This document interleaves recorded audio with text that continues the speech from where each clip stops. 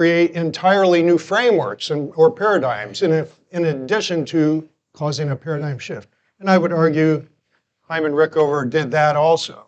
So a very, very unique individual. The sources of my presentation are listed up there. Gentleman Theodore Rockwell worked directly for Rickover for 20 years. He was picked up by Rickover from Oak Ridge National Lab. And myself, as a resource, I'm going to tell you a little bit about my interview with him and how I got connected to the program. And the next to the last one there is a very interesting resource. And that is, and assuming I have time, I'm going to talk at the end, near the end, about the loss of the USS Thresher, which went down in 1963 with all hands on board. There was a court of inquiry into that, and the results of that were not released and declassified to the public until a little over 2 years ago. And the last of they released it in batches, and the last of those batches was just released last year. So I went through especially the final findings of that court of inquiry. I went through Admiral Rickover's personal testimony before the court of inquiry, and so I thought I would tell you a little bit about that as part of this presentation. And the last one there is actually a eulogy by his son. So I'm not going to go in chronological order. What I'm going to do is start near the end, go past the end, and then come back to the beginning and go through chronologically. And that'll kind of make some sense to you here as we go through.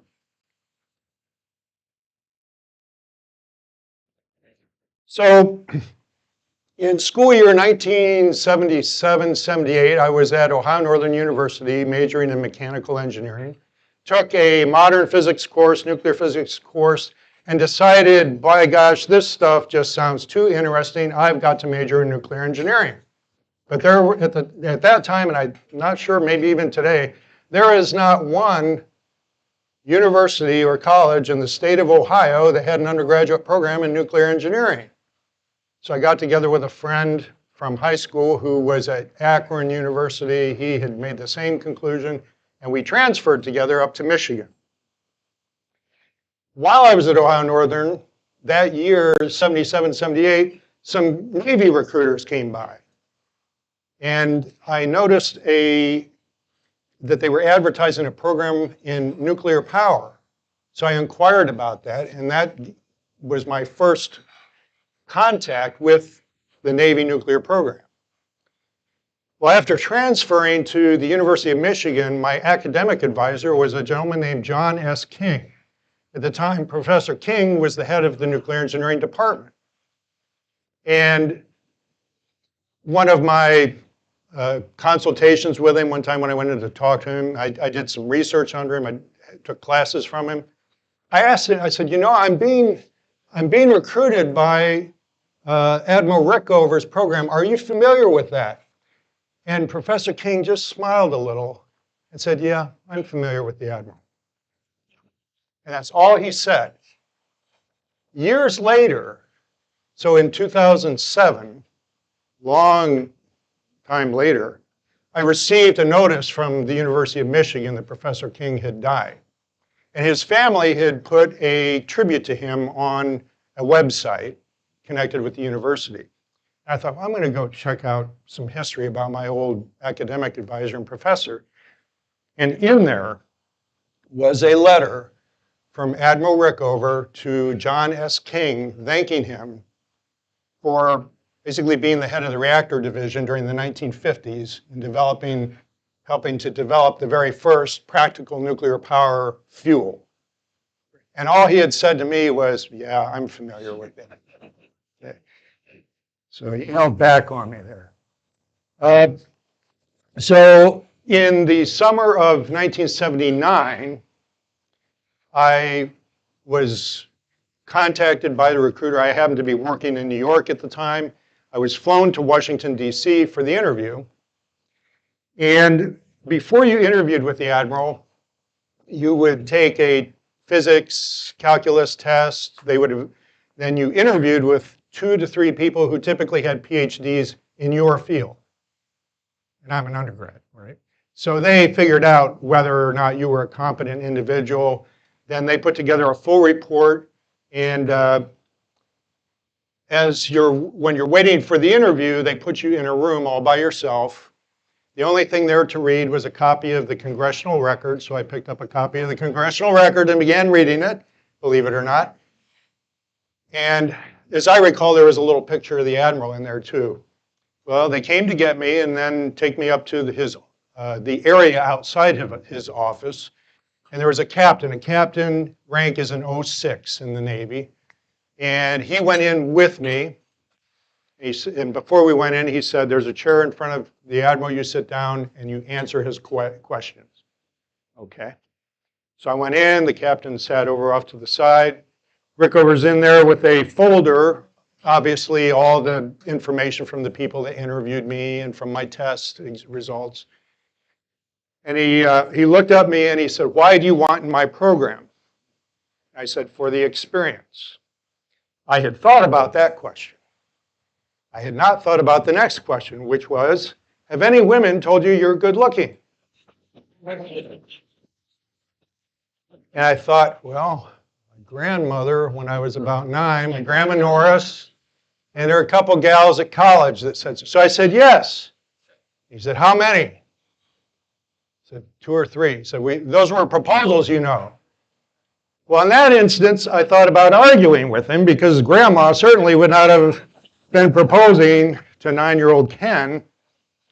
But then he said, I want you to go and tell my secretary how many times you've been propositioned. And I thought, yeah, I better not argue with the guy. We'll just let that one pass. And I got up and I went out, stood in front of his secretary and said, the Admiral has directed me to inform you that I have been propositioned 2 or 3 times. And then I turned to go back in his office, and the captain said, no, you're done. That was it. So after my interview, I was led down to a waiting area on the first floor where all of us so they always interviewed 15, 20 guys back then, and now it's both men and women, on one day. So it was a day of interviews. So we're gathering down there, and we're saying, what did he ask you? Well, one gentleman there, I asked, well, what did he ask you? He said, and he had asked him the same thing. But he gave a very poor answer. When Rickover asked him, why do you want my program? He said, well, I've always wanted in your program. And Rickover pounded his fist on the table and said, you're a goddamn liar. You mean since the day you were born you wanted in my program? Now in that building there was a broom closet. And it seems the main purpose of that broom closet is for those that give such answers that are not well thought through, an opportunity to go rethink their answers. So this young man was led there and got to spend until after all the others of us were interviewed and then brought back. Now he was fortunate because sometimes after researching this, Rickover would just dismiss someone like that and they would not have the opportunity to come back and after rethinking their answer. But he did, and he gave a much more astute answer and was accepted into the program. Now, the way you found out was a lieutenant came down to the room we were all gathered in, called your name and said, okay, you've been accepted. Are you going to sign on? Well, before I went to Washington for this interview, my parents asked me to promise not to make a final commitment until I had a chance to talk with them face to face one more time. And I said, okay. So the lieutenant came in, called my name. He said, okay, are you going to sign up? I said, and I explained to him, I promised my parents that I would not make a legal commitment until I had a chance to talk to them one more time. So he you could tell, he didn't like that answer. I said, and he pushed me. So I said, if you demand that I give you an answer today, I don't think you're going to get the answer you want. However, if you give me the opportunity to fulfill the promise to my parents and then make a decision, I think you have a very high probability of getting the answer you want. So he went back, talked to the Admiral, and he came back and he told me the Admiral agrees that you should be allowed to. So And I did end up making that decision. And it worked out fine. Well, now, so that's what this slide is kind of summarizing here. So now I want to take you, and that was, like I said, that was the summer of 1979. Rickover was born in 1900, so he's 79 years old. He lived to be 86. Well, like I said, I'm starting near the end first. And I thought one of the more unique perspectives that we could get was when I found this online. This was, Admiral Rickover had one son. His name was Robert. And this is a eulogy given. I'm going to, forgive me if you will, for reading this, but a few minutes to just give you the perspective of his only son. Today, Admiral Hyman G. Rickover is best remembered for developing the atomic-powered submarine. With the launching of the first of these submarines, the Nautilus, by the way, there's a book that I'm sending around that is a 50-year tribute to the launching of the Nautilus. So hopefully it makes it to your table. Please peruse it and then pass it on. In 1954, he was dubbed the father of the atomic submarine. As Admiral Rickover's only child, that made me the atomic submarine. And you can imagine what I now had to live up to. And just when I had become used to it, as if that's possible, several atomic-powered surface ships were built, and my father became the father of the nuclear navy. And I acquired an even more bizarre identity. My father had a well-deserved reputation for doing whatever was necessary to see his projects to completion. He was famous for ignoring traditional naval customs and for bypassing existing organizational hierarchies. He created his own independent power structure, paradigms, with the help of sympathetic members of Congress and the media. He demanded the very highest standards and pushed defense contractors, his staff, and himself to the limit. He would fly into a rage with anyone he felt was lazy or incompetent. His interviews with the young officers who wanted to join his program were legendary. He wanted to make sure they could adapt to whatever situation they found themselves in, and so they were often placed in unexpected and stressful circumstances. During the interviews, they typically found themselves sitting in a chair with the front two legs shortened so that they had to struggle to remain seated. Sense of humor there. If they gave unsatisfactory answers to my father's questions, they were summarily dismissed or sent to sit in a broom closet for hours to rethink their answers. Many were assigned bizarre and extremely challenging tasks to test their resourcefulness. Of course, I didn't see a lot of this firsthand, but when my father was at home, he spent a good deal of time on the phone, and my mother and I could always tell whether he was talking to an errant contractor, loud cursing and yelling, one of his subordinates, never a hello or goodbye, as these niceties wasted precious seconds, or to a congressman, senator, or other VIP, polite and very respectful. Today, I'd like to talk about some aspects of my father's personal life that are not so well known. Although he traveled a great deal, he tried to be home for at least part of every weekend. On Sundays, he and I would take very long walks through Washington's Rock Creek Park, and we discussed all manner of topics. I recall once during the 1952 presidential campaign, he said he didn't think Eisenhower would win. I was certain he would and offered to bet money not only on the national election, but on the outcome in a number of states. I won every bet and pocketed several dollars, which was a small fortune for me. But what I remember most was his pride in my prognostic ability. For years, he told the story of how his son outsmarted him to anyone who would listen. During these walks, we made it a point to visit residential building sites on the way home. These sites often yielded empty deposit bottles left by construction workers, which we collected. Ordinary bottles were worth 2 cents and large ones 5 cents. And I got to return them to the local grocery and keep the refunds. Our neighbors became used to seeing the famous Admiral and his son schlepping large brown bags filled with dirty soft drink bottles. This was just one example of my father's thrift. He washed his own socks and hung them to dry in the bathroom. He replaced the heels on his shoes. And whenever the military released unneeded food rations, he'd bring home box loads of canned foods and K rations for us to eat. Typically, the cans were brown and had labels like chicken, whole, boneless, cooked. I particularly liked the K rations because they contained a cracker sandwich filled with peanut butter and a candy bar. He was certainly thrifty, but my father could also be extremely generous with his money as well as with his time. He donated all the profits from his books and honorariums from his many speaking engagements to a Jewish orphanage in Chicago. When one of his staff died during surgery, he made sure the widow had enough money to tide her and her family over and went to great lengths to find her a good job in the civil service.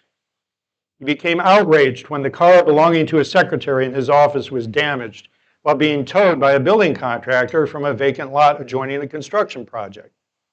After making some phone calls in a way that only he could, he determined that the lot was actually owned by the state of Virginia and this construction company started using it illegally.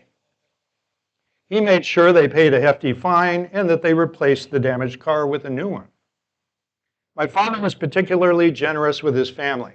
When I did a 9th grade science project on vacuum tubes, he assembled a huge collection of them and delivered them to my school.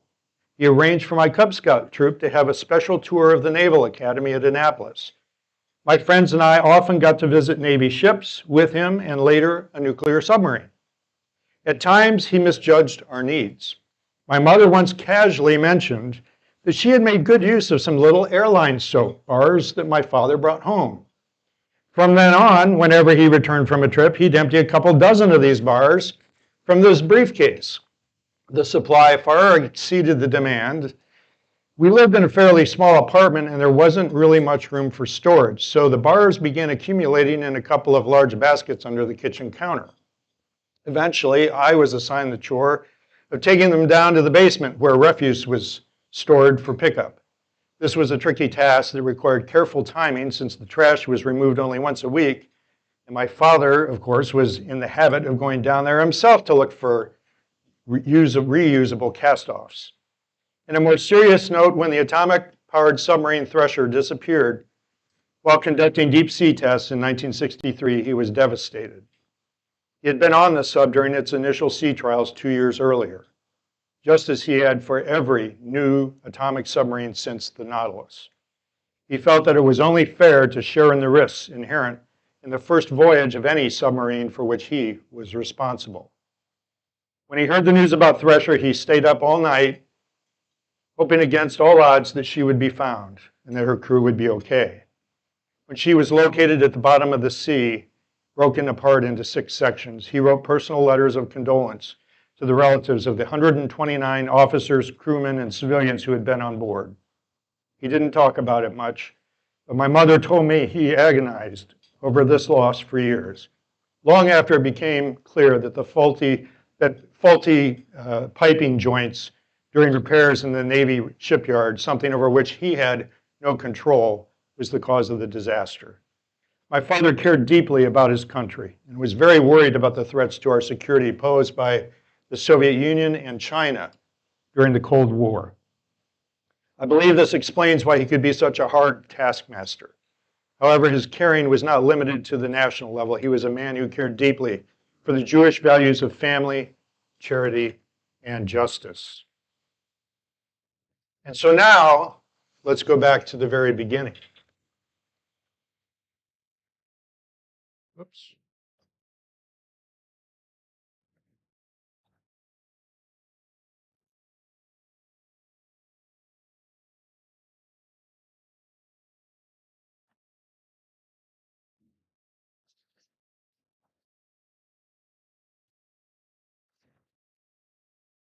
His father, Abram, was a tailor, and in 1896, he deserted the Russian army after conscription.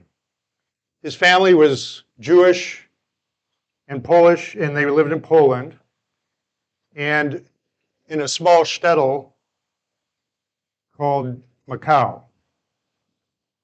During the late 19th century, Tsar Nicholas II had scapegoated Jews and harassed them with multiple pogroms, and that drove a lot of them to immigrate. The shtetl that they came from had a population of 4,480 Jews. In November of 1942, the Nazis exterminated the last of the Jews in that shtetl. His father Abram preceded the family to the United States, as I mentioned, when he deserted the Russian army.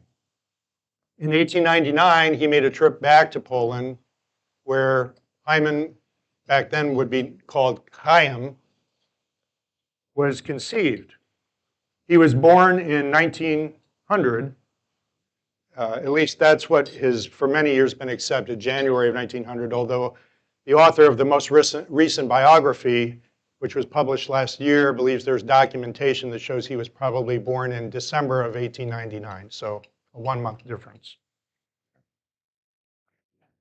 Now, Polish law forbid Jews from attending state-sponsored schools starting at the age of 4. But little Chaim was then allowed to go to a school that had been set up by Hasidic rabbis, and he recalled attending school from sunup to sundown during those days. In 1906, his father sent for the rest of the family to come to the United States. And of course, back then, everything went through Ellis Island. While on the ship on the way to the United States, the purser told his mother that if she would give him some money, he would call ahead and make sure the father was there waiting for them. He lied. He simply took the money.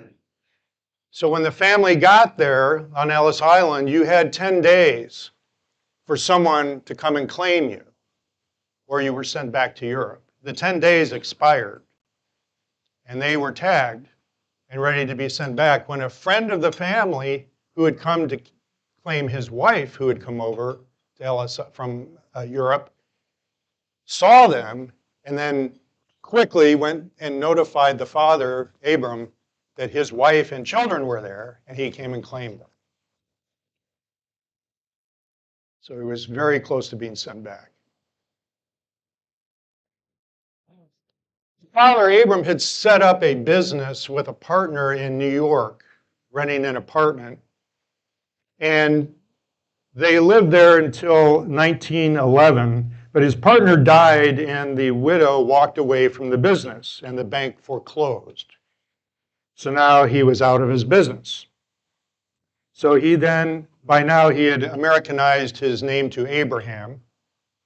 He left in 1909 to go to Chicago to get reestablished and then send for the family again later.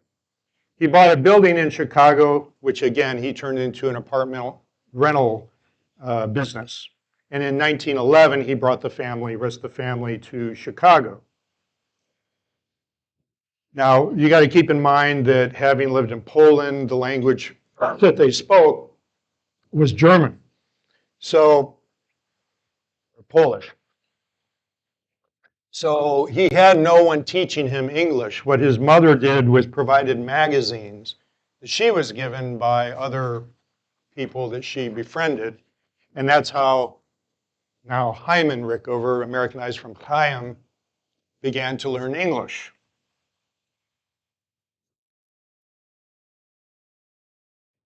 During school, he learned to work multiple jobs, and as it says there, he had jobs as holding a lamp in an ironwork shop, stocking shelves at grocery stores, and being a delivery boy by horse and wagon. In high school, he lied about his age to get a job as a Western Union delivery boy, and that's what the picture is that you see there. That's not him particularly, but that's a classic picture of a Western Union delivery boy. He worked from 3 to 11 p.m. every day after school, delivering telegrams during that time, and yet his senior year he had close to a 4-point GPA. In March of his junior year, he joined the high school's military training program, kind of the equivalent of what we would call a ROTC program. And he joined that 2 weeks just prior to the United States entering World War I. This led him to the desire to go into a military academy for college. But it didn't seem very attainable for someone who was not connected in some way. But that would change. So that's a picture of the main hall at the Naval Academy back in those days. So he had frequently delivered telegrams to the office of a U.S. representative named Adolf Sabath, who was a Jewish immigrant from what is now the Czech Republic. Rickover's dad rented a room to another gentleman named Joseph Rothstein, who was an older, distant relative of the family. Rothstein served on Lawndale's draft board.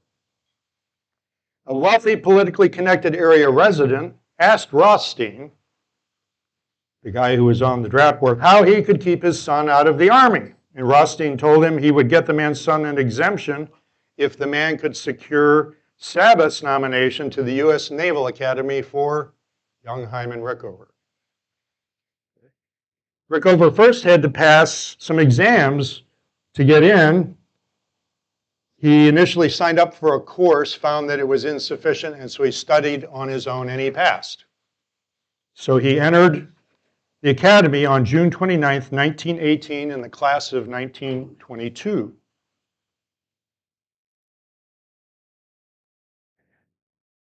His plebe class had 964 men in it, the largest ever up to that time. His first meal at Bancroft Hall was ham. Remember, he's Jewish. In early fall, he was possibly exposed to diphtheria, and so he, along with several other young midshipmen, were quarantined for several weeks. So he was not allowed to attend class for something like 6 weeks. So imagine then having to show up and keep up with your studies after being handicapped that way. Most midshipmen came from rich families. They could afford to socialize as they received incomes from their families. But Rickover only had the $1 a month that the Navy paid him at the academy. There were a total of 17 Jews in his class. They were all shunned. He never felt being Jewish affected his grades or treatment by the staff just the way the other plebes treated him. He subsequently referred to it as a lousy boys' school. He reviled the juvenile rituals, marshalling companies, drilling on the yard, playing football, and social graces focus. He was, as I mentioned, he and the other Jews were shunned. The school yearbook, although, listed his favorite pastime as helping the other fellow. So apparently he established a strong reputation despite the attitudes of the others there. He finished in the top 20% of his class. His first billet after graduating in 1922, by the way, the ship photographs that I put in the presentation are the actual ships, pictures of these ships that Rickover served on. So the one on the left there is the La Valette, which was a, for that time, modern four-stack destroyer stationed in the Pacific.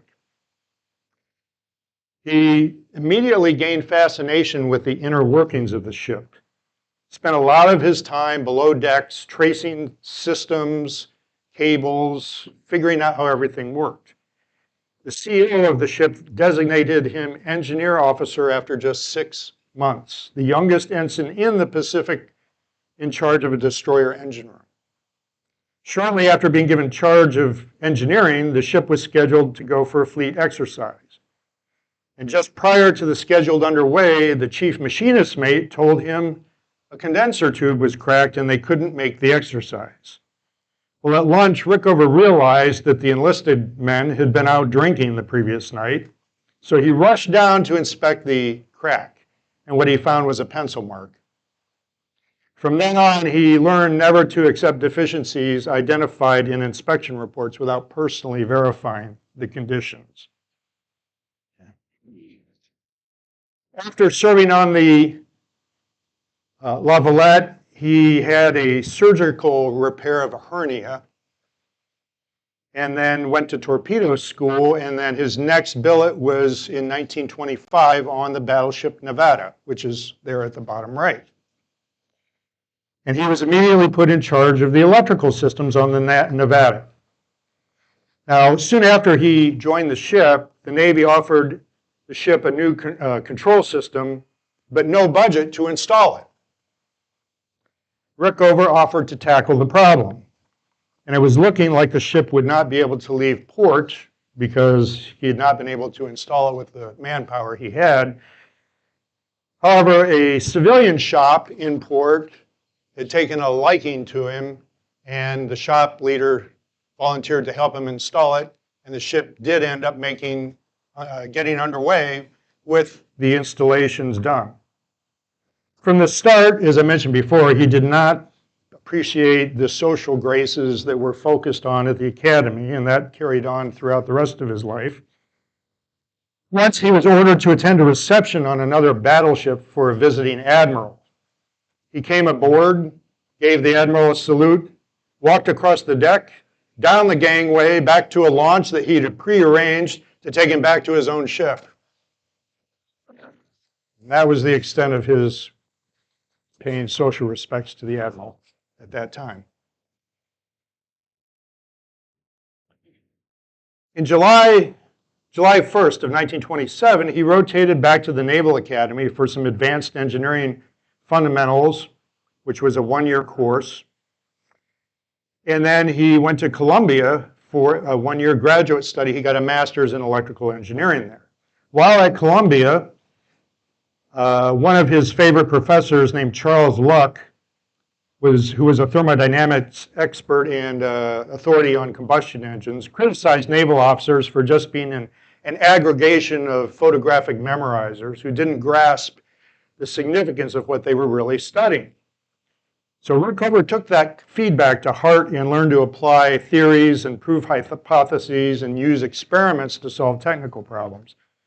He would use that approach. So as we make our way through his early career, you can see him grab new tools that he decides to use throughout the rest of his career. Soon after arriving at Columbia, he met Ruth Masters, who would become his wife, at an International House colloquium. She was born in D.C. of socially prominent German immigrant parents. Her parents died in a car accident when she was young, and relatives in a German town near France raised her. She experienced World War I from that location.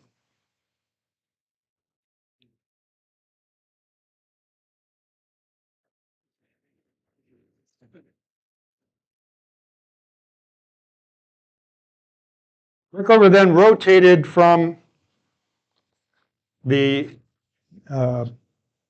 studies and from Connecticut, basically is where he was when he was going to see Ruth, to the S-48, which I deemed the lucky submarine. So 2 sister ships of the S-48 had sunk, permanently lost. A sister ship of the S-48, now when I say sister ship, that means of the same class, had the battery explode on it at sea. And the S-48 was the only one of, I think this was a 9 submarine class, it's the only one left. Okay. And the picture you see there, for those who are not nautically inclined, this is not the normal attitude of a submarine. Rather, what you see there is the bow of the submarine protruding up. Fortunately, what had happened was, during some repairs, they left a manway off of one of the ballast tank access ports, which means that when they went to flood the ballast tank, the water now had a path to get into the submarine. And it happened to be on the aft end. For those, again, who are not nautically inclined, the aft end is the ass end of the submarine. Okay. So, and fortunately, they were just off the coast in 85 feet of water. So the back end of the submarine is resting on the bottom of the ocean. And there were no escape hatches built into that class submarine. So what the men did, you see the tugboat, this is the actual rescue. This tugboat came by, and as the men climbed through the torpedo tubes on the forward end, that's how they were rescued out of the submarine. This happened in 1921 before Rickover served on it.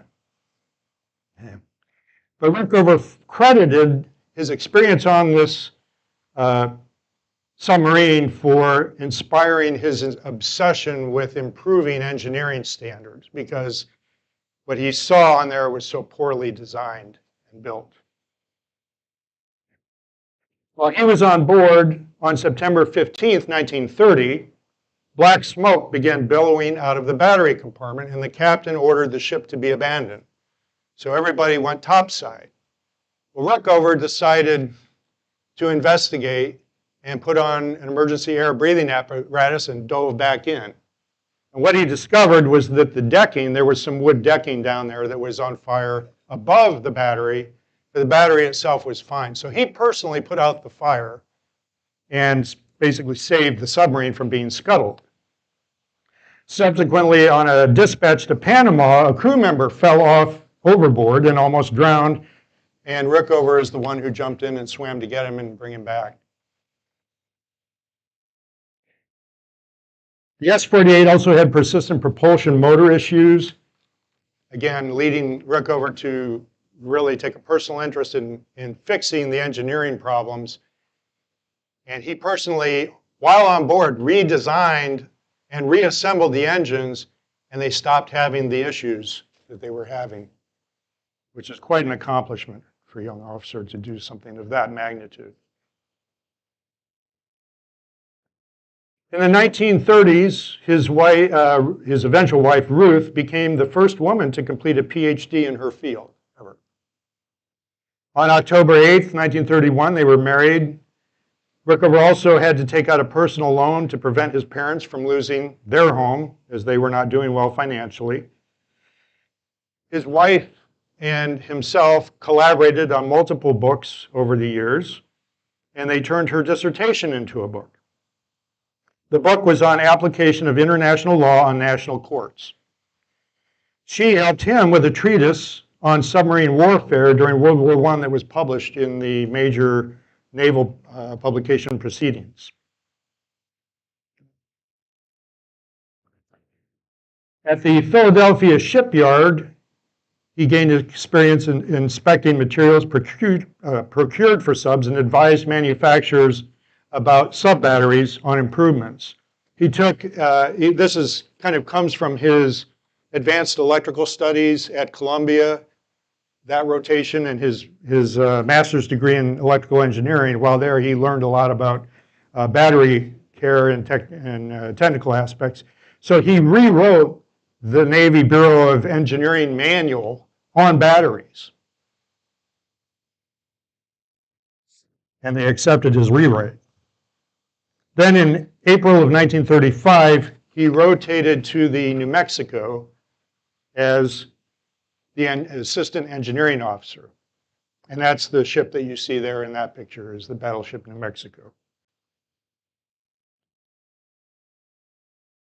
In March of 1937, moving on from the New Mexico, he was given command of the USS Finch, which was an old minesweep out of the Chinese town of Tsingtao, which you may have heard of Tsingtao beer, or seen that at some Oriental restaurants. So that's the town. Yeah.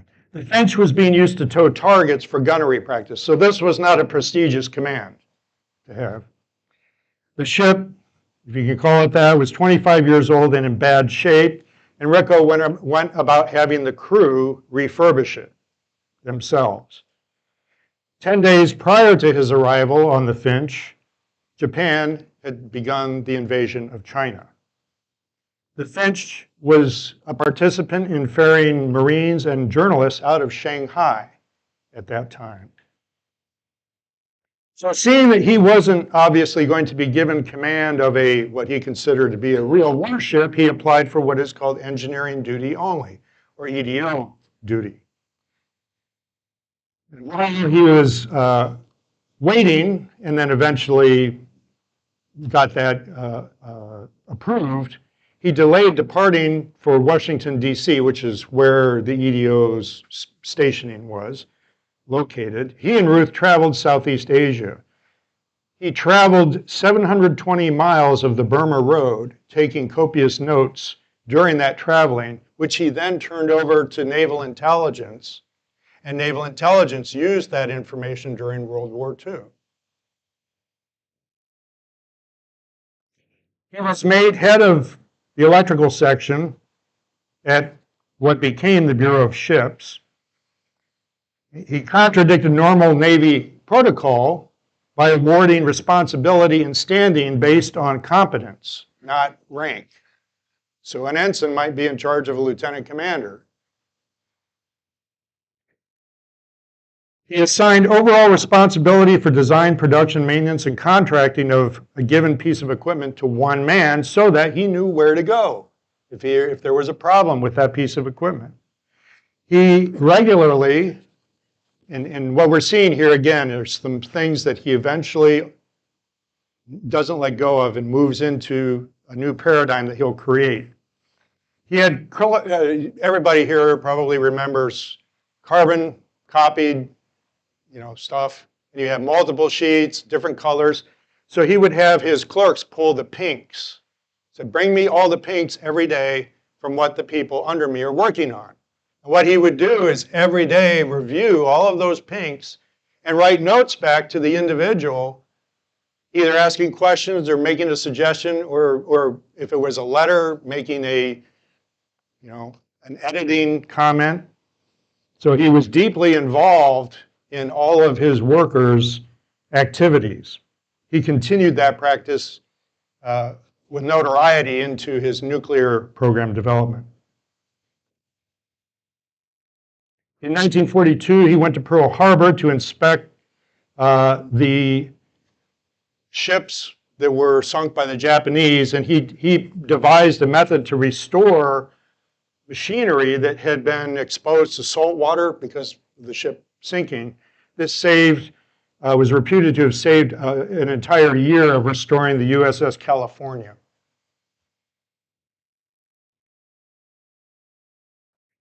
During that same time, he instituted a practice of having his own inspectors spend significant time at manufacturers to verify quality. This also would carry over into the nuclear program that he established. While he was working at the Bureau of Ships, he became recognized by the man in charge, Admiral Mills, as sticking out as someone who really accomplished things. Another thing his team developed was an infrared signaling technology the ships subsequently used at night, because obviously flashing lights at night, the Japanese could see that. So he devised an infrared way to do that the Japanese would not notice.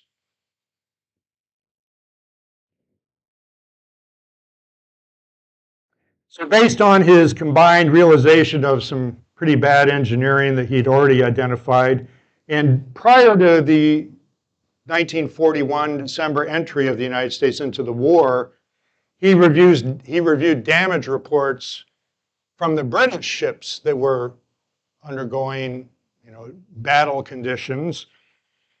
And he combined that with personal inspections and identified ships' electrical systems as a major vulnerability. The electrical system on a ship, if it goes down, the ship is dead. It just can't operate. You can't operate the guns. You can't operate the combat information center. Nothing's going to work. So he made it a focus to battle harden the electrical systems on ships. He set up submarine component shock testing programs at the Naval Research Lab. He used scaled down ships and submarines to do some of the testing. He set up basically, like it says in the slide there, a task force of 48 engineers to attack that hardening of electrical systems.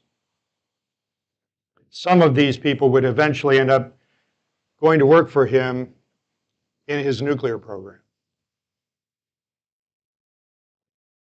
Now, in 1946, so this is now after the war, right? It ended in 1945. So there began to be a recognition that we should perhaps look into nuclear energy for other things besides bombs. And one that had been considered before was the use on submarines. And Admiral Mumma, who was below Admiral Mills, who I mentioned earlier, who had recognized Rickover, was in charge of sending some naval officers to Oak Ridge to learn about nuclear power. He didn't like Rickover, though, and he wasn't going to send him, except Admiral Mills, who was his boss, overrode him.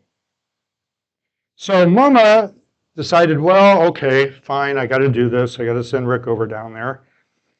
But we're going to have all the Navy officers report to an Army officer down there at Oak Ridge. Well, Rickover went to see the Army officer, and in case you didn't know, is whoever the officer is in charge, he's the one that writes the fitness reports of all the other officers, which is an administrative burden. So what did Rickover do? He said, let me relieve you of that burden. So by handing over, and the Army officer was happy to do that. So by doing that, Rickover was effectively now in charge of the other naval officers. And he organized them. Now, when they got to Oak Ridge, they found that the classes were not organized in any structure. It was just kind of a random, go show up at a class for this and that. So what he did was he organized the officers that were with him and assigned them responsibilities. You go attend the reactor theory class. You go attend the chemistry class. You go attend the shielding class. And then you come back and you write the definitive book on that publication and then teach it to the rest of us. So he set up his own internal education system while at Oak Ridge, and they executed it. Now, while he was there, a guy named Ross Gunn had developed means had been researching. He had actually instituted the first government-sponsored fission research ever in the United States for the astounding sum of $1,500. Okay. He had uranium, and he had developed a method of enrichment through thermal diffusion, which the Army seized once the Manhattan Project was initiated, and they took his uranium with them. So that ended Ross Gunn's research, and the Manhattan Project basically latched onto all of it and took it to Oak Ridge, and of course out west too. At Oak Ridge, they did have a reactor project going called the Daniels Pile Reactor, but Rickover noticed that this was being approached as kind of a science experiment rather than with any focused, definitive endpoint in mind, like a power-producing reactor that could push a submarine or produce electricity.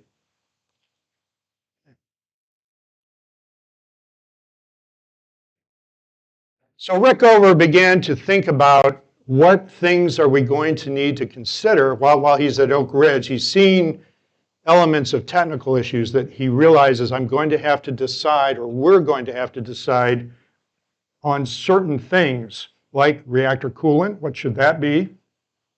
How are we going to shield the personnel on board from the radiation?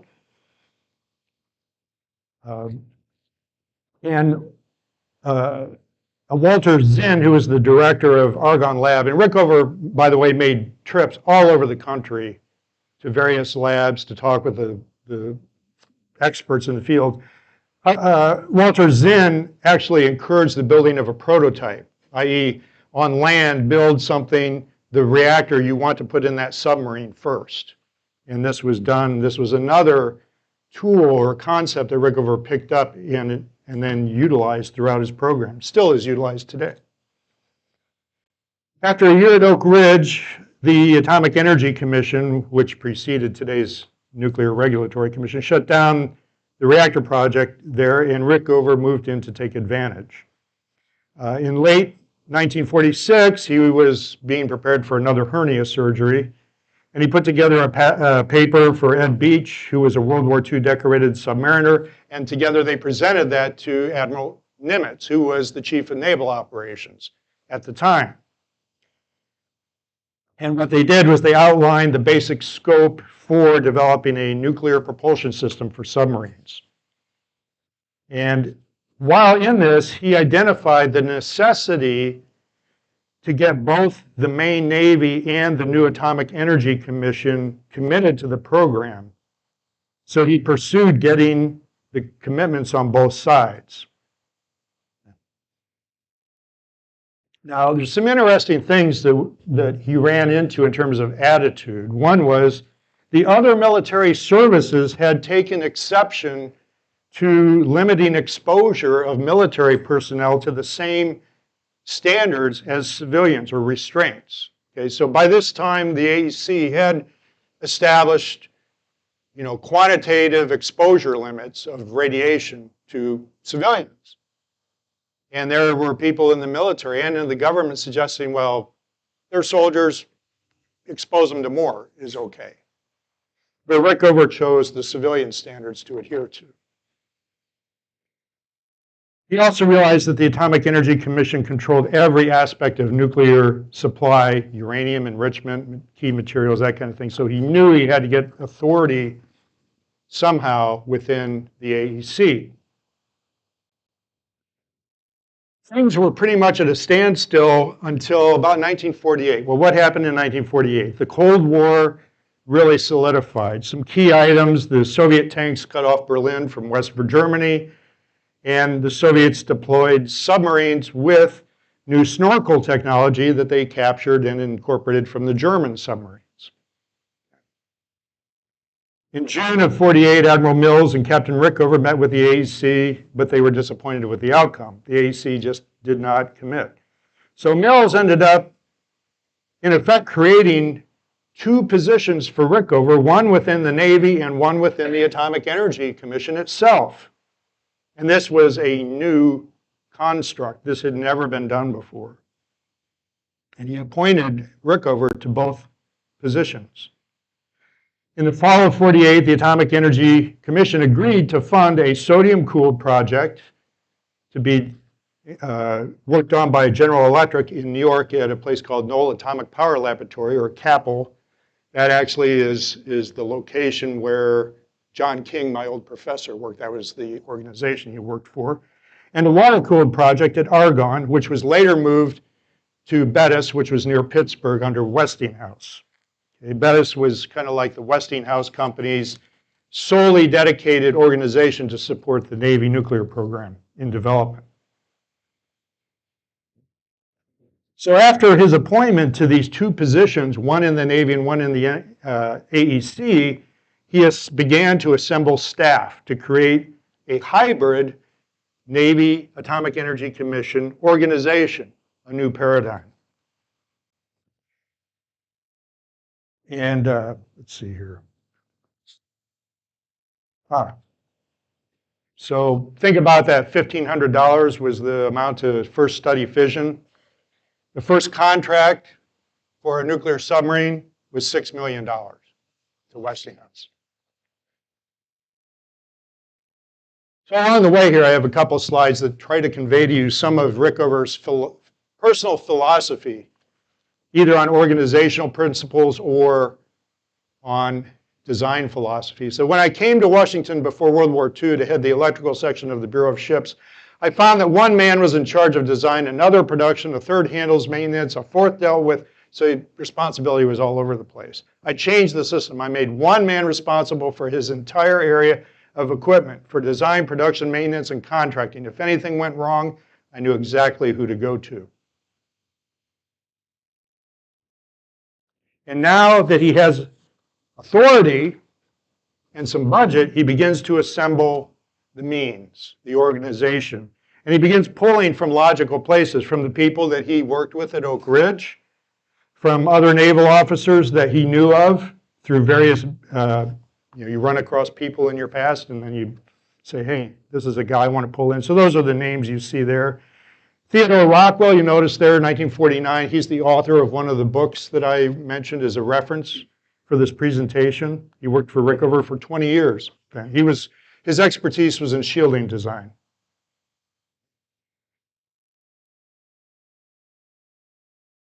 Let's see here. Rickover convinced MIT to establish a master's program in nuclear engineering from which he drew a lot of future officers. He decided that he could, rather than battle back and forth with Westinghouse and GE and take one of their people and they take one of his, that he would just have a source of kind of grow your own. And you'll notice this This next to the last bullet there on the slide, how he coordinated with Oak Ridge to establish an intensive one-year nuclear education in the Doctor of Pile of Engineering. So he had a bunch of dopes that worked for him, right? Again, a little sense of humor on his part there. Another statement about his philosophy on building a culture is one must create the ability in his staff to generate clear, forceful arguments for opposing viewpoints, as well as for their own. Open discussions and disagreements must be encouraged so that all sides of an issue will be fully explored.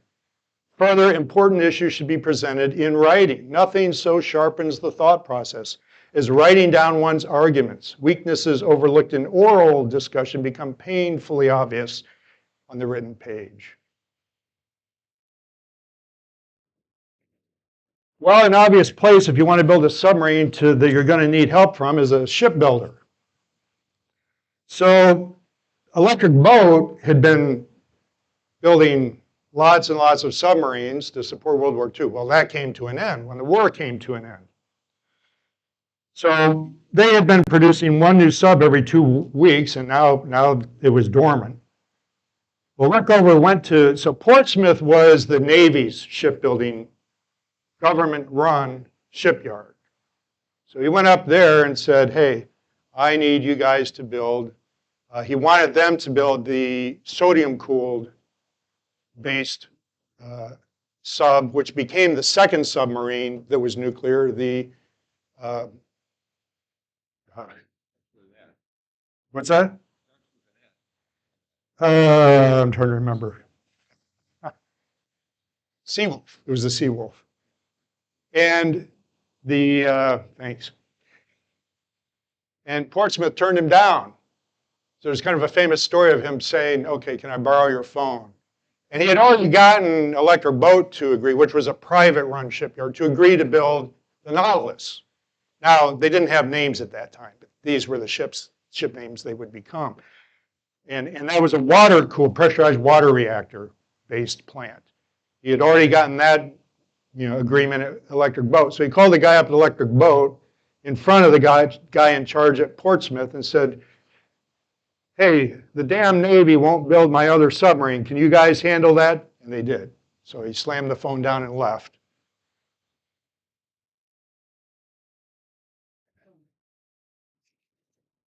So again, there were some key decisions that had to be made. Although uranium was the fission source, uranium alone has material issues. So you can't just use uranium metal as an effective fuel. You have to kind of either embed it in something. And it turned out that they found zirconium, once separated from other impurities, worked very well, had very good properties, and they could make a clad or something to surround the fuel with. Okay, and that's still used today, or it's called zircaloy. And of course, this is something that had never been, zirconium was kind of like a very unique, there was no industry for it at the time, so it had to be created. They needed 30,000 pounds of zirconium for the Mark I prototype. That's the prototype for the Nautilus. And initially, the government, the Atomic Energy Commission, tried to take over purifying and producing the zirconium, but it didn't go well. So Rickover put it out for private bid, and a new industry was born. He demanded that the prototype for the Nautilus be built on land in a submarine hull rather than in a big industrial building, with the reason that you're going to discover problems in a confined space like a submarine hull that you won't discover by saying, well, let's put this there and this 50 feet over there. We don't have that room on a submarine. So he forced them to do it the way it was going to be put in the submarine. So they would discover issues, fix them in the prototype before they put them in the submarine. Okay. He also had at Electric Boat a mock-up of a submarine hull on a dock. Okay, outdoors on a dock for the ship installers to practice installation on before they put it in the actual hull at Electric Boat. So he was really good about thinking, I want these guys to have practice at something before they have to do it on the actual ship. Okay. One of the interesting anecdotes about the decision that was made involved the attachment of the reactor vessel head to the reactor vessel itself. So think of it like a cap, right, that goes on top. How are you going to affix that cap?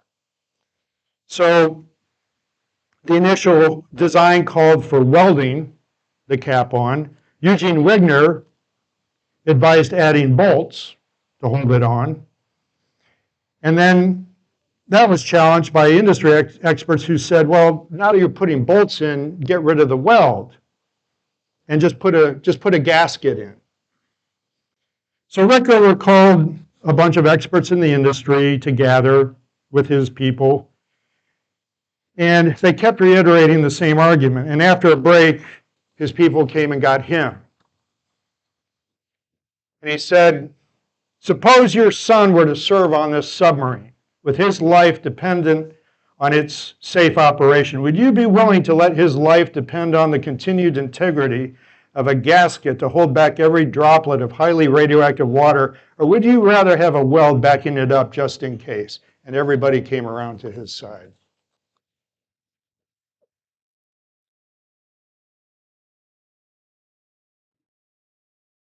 And that's a picture of the Nautilus, along with its first captain, Eugene Wilkinson, who obtained a PhD in nuclear physics on his spare time.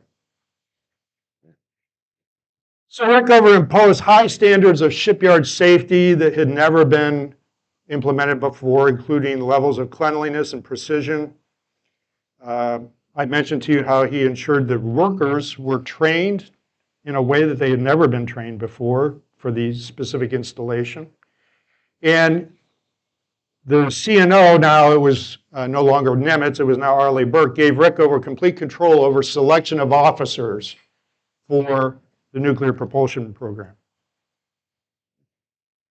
Wilkinson was a decorated World War II submariner. And I think I mentioned before, there's a book going around with the 50th anniversary commemorative of the Nautilus. It's interesting. So on January 17th, 1955, the Nautilus sent off the message underway on nuclear power. Now, I went to Navy Nuclear Power School in 1981. The gentleman who sat next to me in my classes was the son of the communicator that sent that message.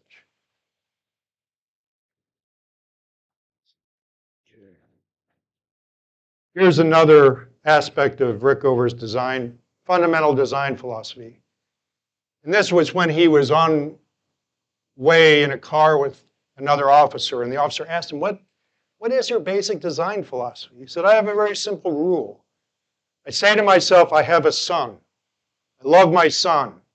I want everything that I do to be so safe that I would be happy to have my son operating it. That is my fundamental rule.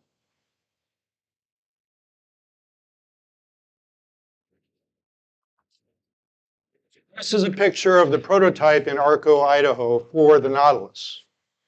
So what you see, where's it at? Sorry. I'm going to get up the camera screen. Oh. All right, I'm going to have to point with my finger then. So what you see here is this is a close-up of this end of the prototype. And this is the submarine hull, basically, that was constructed in Arco, Idaho. So you entered, coming up these stairs, through a double, basically an air interlock, right? Double doors, one door opens, you equalize with the outside, you go inside, shut the door, then you equalize with the inside. And now you're inside here. The reactor is located here, okay? This is to simulate the ocean. So this is basically a large tank 50 foot in diameter surrounding the reactor compartment of what would be the submarine in order to provide additional information about reflecting properties of radiation from the ocean back into the submarine type of thing. So again, reasons to construct a prototype that modeled as closely as possible on land before you put it in to an actual submarine. They learned a lot of lessons. He sent the crew complement that would be on the Nautilus out here to ARCO to learn all about how their submarine reactor would work before they got on the actual submarine. And that practice is still done to this day with prototypes in New York, et cetera, including when I went through. One interesting anecdote, he suggested that President Truman should be the one to ceremoniously lay the keel of the Nautilus. That's a pretty traditional thing, except a submarine doesn't really have a keel. So it's a laying of a first plate, in effect. But the Navy decided to snub Rickover by not inviting him to the keel laying of his own #1 product. But the electric boat management protested and made sure that he was able to attend. And in fact, he was at Truman's side when that occurred. So the last major topic I want to cover is the loss of the Thresher. And this is after a couple years after the initial launch and sea trials. The boat went through some other testing, they would set off mines, let's say, to test the damage control capability of the ship, resilience of hardware. They would damage it, and they would bring it back in and do the repairs. These are the actual communications that occurred between the surface ship, which was Skylark, USS Skylark, and the Thresher. They were communicating through hydrophonic type telephones at the time. So at 7:47, Thresher reported, this is April 10th, 1963, reported commencing a deep dive. The deep dive, you go down to what's called test depth. For Thresher, the declassified test depth was 1,300 feet deep. World War II submarines went down to about 600 feet. So we're going a lot deeper. They received a communication from Thresher, experiencing minor difficulties. Have positive up angle and attempting to blow will keep you informed. That was at 9:13. 3 minutes later, Skylark receives a garbled message. All they can make out are the words test depth. 1 minute later, they hear one last garbled message, 900 north, they think is what it said. And 1 minute after that, they hear the breakup of the submarine. Okay. So now the question is why? Okay. So some key things, of course, this information all comes out of that recently declassified report that I mentioned. Now, if you study catastrophes, what you find is none of them is attributable to just one thing going wrong. Whether you study the Challenger disaster, space shuttle, Bhopal, India disaster, Chernobyl, it's not just one thing. And typically there are also warning signs ahead of time, and that's true in this case also. So some key facets or key points. There were something like 150 findings of fact in the court of inquiry, but these are kind of the most salient ones that I picked out. First of all, Thresher was first in a class built at Portsmouth Naval Shipyard. Remember the shipyard that turned down building the Nautilus or the Seawolf? This is the first time they're doing a first in a class. The sub was made out of a new alloy called HY80. HY80 that's the hull of the submarine. Stands for 80,000 pounds per square inch. That's what that stands for. So that gives you an idea of pressure. HY80 was not something that was just real easy to weld. It required high level of technician competence to weld it properly. Okay. A civilian inspector who inspected both Electric Boat and Portsmouth found Electric Boat adhered to high quality standards for welding and brazing, and he found the opposite at Portsmouth Naval Shipyard.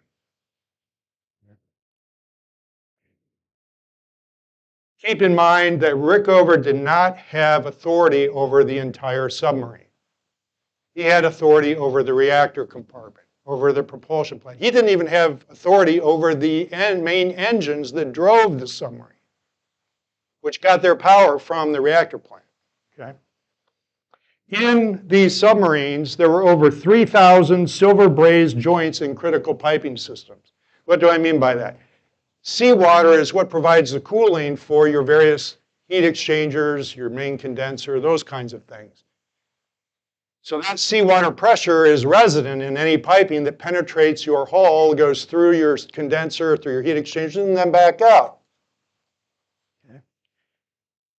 There had been experience with several submarines prior to this with between 2 and 5 inch diameter brazed joints on critical welds giving way and causing flooding and or at least major leakage, including on the USS Barbell, which was a diesel submarine that was experienced that kind of event just prior to this event. Well, when they noticed that, they said, well, we need to go in and inspect these silver brazed joints. And they didn't have, when they built Thresher, they didn't have a way to do what's called NDE, non-destructive evaluation. That's like, sometimes you use radiation to look at, like doing an X-ray on your body, right? Way to look at it for flaws. But they eventually developed one, and they decided we're just going to inspect the joints that are not lagged. Lagging is like back then, and including on my submarine, because mine was commissioned in 1963, it's asbestos insulation. Yeah, the stuff that in classrooms used to float down from the ceiling, okay, was wrapped all around the piping. Okay, so they said, we're not going to tear out the asbestos lagging. It's like Jack said, it's insulation. We're just going to inspect the brazing joints that are unlagged. They had a failure rate of 14%. And there are 3,000 critical brazed joints. Okay. Another thing they found, so another question was, well, they tried to emergency blow the ballast tanks. So they said there might be some question here because we're at a new depth. We're deeper than we've ever been, 1,300 feet. World War II was 600 feet. Okay? So the air is going through a major thermodynamic process, basically an isenthalpic expansion into the ballast tanks. Well, have you ever put gas in your car, you notice how cold the nozzle is? It's not because the gasoline is stored that cold in the ground, it's because it's going through a thermodynamic process and the temperature drops in that process, in that throttling process. Same thing happens with air. And what they found, so they had the USS Tenosa do an emergency blow to check whether or not that's a possible problem. In 30 seconds, ice formed in all of those airlines and blocked the ability of the air to get to the ballast tanks and blow the ballast out. So that was likely another contributing factor. Okay. They also did not have, now, when I was on my submarine, we had these switches in the maneuvering area. That's the engineering control room, basically. Right above your head is the engineering office of the watch that you could throw if the ship had flooding. What that would do is hydraulically close all hull isolation valves to the outdoor seawater. That did not exist on Thresher. They had no way to do that. So most likely, they believe that the combination of events that would have happened was, and you would think that having experienced flooding on multiple submarines due to bad silver brazed joints and realizing you have a 14% failure rate, perhaps you might, instead of going straight to 1,300 feet, go to 300 feet for a while, tell everybody look around for leaks. And if you find any, don't go deeper. And then go to 600 feet and do the same, and then that way. Nope, straight down. Okay. So most likely, they feel what happened, per the court of inquiry, was basically they had somewhere between a 2 and 5 inch diameter silver brazed joint in a critical well critical braze. That's different from welding. Welding is you have the same material. So when you finish it, it's essentially uniform material, stainless steel to stainless steel. Where silver brazing is you have basically a silver-based different type of soft metal that makes up the gap between, say, two copper pipes, like in copper piping in your house, right? Like solder. So most likely one of those joints gave way. Now the controls for the reactor plant, of course, are electric. What happens if seawater, do you think, hits electric controls? Shorts it out. That probably tripped the reactor. Now they can't run a diesel at 1,300 feet, right? Because you can't blow the exhaust overboard. That's why you have to be basically at what we call periscope depth or higher to run a diesel. And the boats, nuclear subs, do have diesels on them as an emergency backup, but you have to be up like about 60 feet deep at the deepest to run that. So that was out of the question. So all you have left is your battery to slowly drive your ship back up from 1,300 feet. And the boat's taking on water. And then it's pretty clear they did say they were attempting to blow, and then in 30 seconds it ices up. And now they were done for. After this, the Navy established what was called the SubSafe program. They went through all the issues that I just told you about, plus others. So when I was on board my submarine, we were pretty well briefed that this was no longer an issue, and that and the things that I mentioned, like the switches above the head. They changed the air system with moisture separators prior to packing the air. They made the piping to the ballast tanks straight rather than a tortuous path, so you don't have the throttling acceleration process that continues to drop the air temperature as much. So they fixed all those things, and that this type of event did not happen again. So last of all, how would I summarize the Rickover effect? And I tried to think, what would the Admiral want? And just the attributes of that would be a short, concise statement. And I would say a commitment to excellence in the practical application of knowledge and ignorance. Does anyone have any questions for me? Thanks.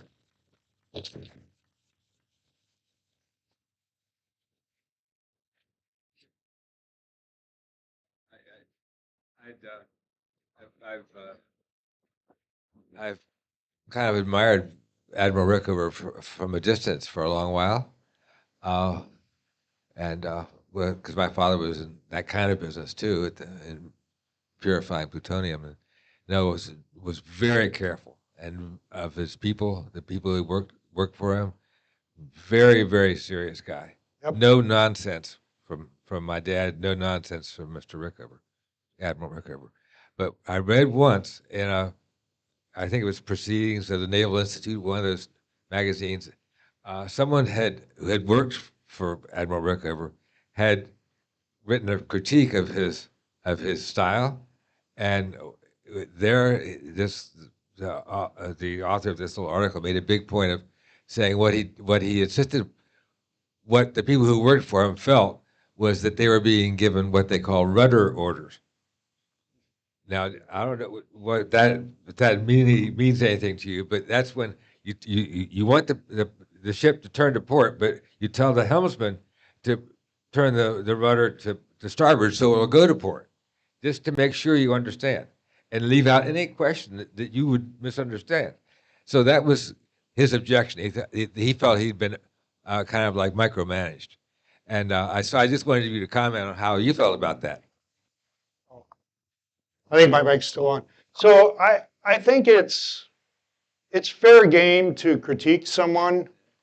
However, I can't conceive of substituting someone else and expecting them to have been near as successful. No one is perfect. And there are some great stories about him, including others I could tell now too from having read all the anecdotes. One of the funniest was the coming through an airport, and one of the people on the staff says, "Oh, that's the lady that so-and-so on our staff is dating." And he walks up to her and he says, "I understand you're dating Jim, whoever." She says, "Oh, yes." He says, "He's married, you know." And he walks off. So he would do these things with Rockwell. He would find newspaper clippings about Norman Rockwell, and he would put them up on Rockwell's door. So he had a good sense of humor. Very serious, you're absolutely correct. And yeah, a gruff, they called him the kindly old gentleman in somewhat of a sarcastic way. But again, who's walked in his shoes? Look at what he came from. Look at the seriousness, starting from he was 4 years old. What would you be like if you had to go through that? Well, I want to thank Ken, but we do have to move on here tonight. So, Ken, I'm sure there would be much more time for discussion, but the people want to go home themselves at work here. Yeah. So, Yeah, thanks. sorry it took Ken. so long. Thank you.